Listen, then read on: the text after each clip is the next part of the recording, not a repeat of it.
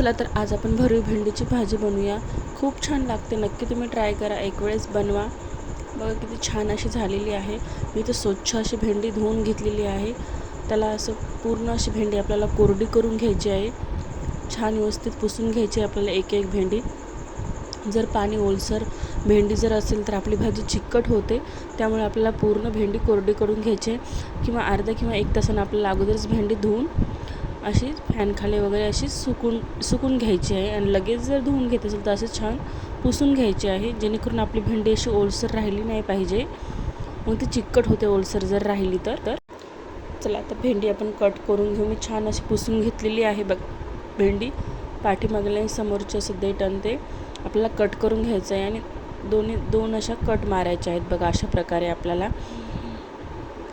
आपल्याला एकदम अशी भेंडी अशी एकदम अशी कोवळी भेंडी घ्यायची आपल्याला, जास्त अशी जाडसर नाही घ्यायची, निब्बर भेंडी। त्याने भाजी पण शिजायला वेळ लागते, खूपच भाजी कच्ची पण राहते आणि छान पण लागत नाही।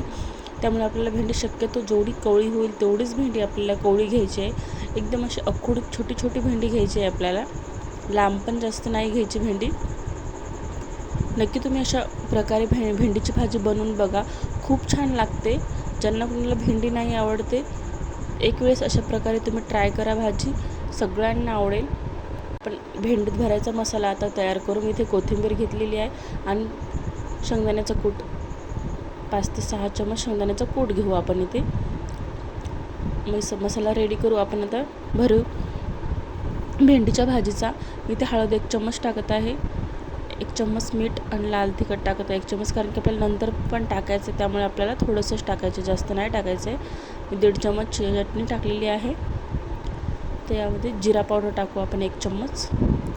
आता याला पाण्याने आपण असं कोरडं भरलं जात नाही आपल्याला भेंडीमध्ये, त्यामुळे आपल्याला ओलसर करावे लागेल।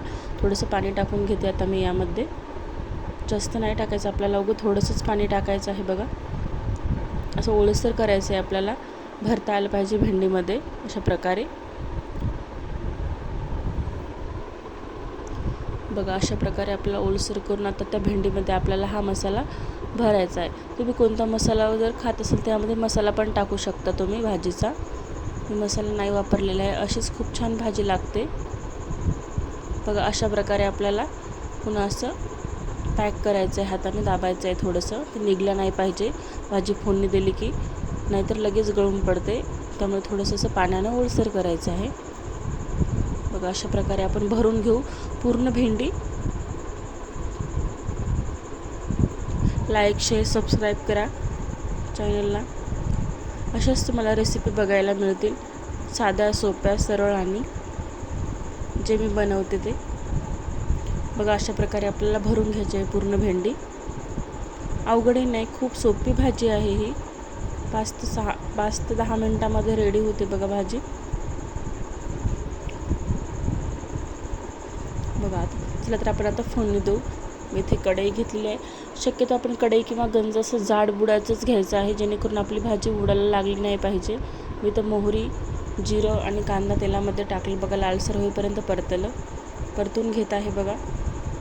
तर यामध्ये लसूण टाकू आपण। कसं या भाजीला पाणी जमत नाही, त्यामुळे आपल्याला जाडसरच असं पातेलं किंवा कढई पाहिजे। मी इथे लाल तिखट, हळद आणि मीठ टाकत आहे, त्यामुळे भाजी करपण्याची शक्यता असते, त्यामुळे आपल्याला जाडसरच कढई ते घ्यायची। आता आपली भरलेली भेंडी यामध्ये टाकून द्यायची बघा। किती सोपी आहे ना भाजी, खूप सोपी पण आहे आणि तेवढी छान पण लागते, खूप छान झटपट अशी होणारी आपली भाजी आहे बघा। अशी आपल्याला परतून घ्यायची आहे 2 मिनटं। वरून तुम्ही कोथिंबीर टाकू शकता।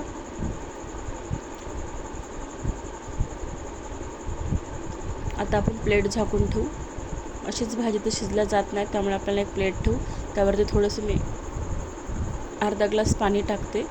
त्या पाण्याच्या वाफेने ती भाजी अशी शिजल्या जाते, नाही तर करपते, बुडायला लागते, त्यामुळे आपल्याला असं वर पाणी ठेवावं लागेल 2 ते 3 मिनटं बघा। अशा प्रकारे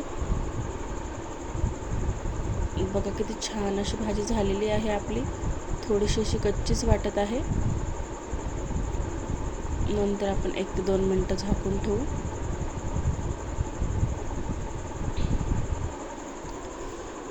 बघा आता आपली भाजी मस्त अशी झालेली आहे रेडी. किती छान अशी झालेली आहे बघा, झटकीपट. लाईक शेअर सबस्क्राईब करा चॅनलला. आपल्या रेसिपी आवडली असेल तर तुम्हाला. बघा अशी मस्त आपली भाजी शिजलेली आहे, कच्ची पण नाही बिलकुल. बऱ्याच जणांची भेंडीची भाजी कच्ची राहते, शिजत नाही.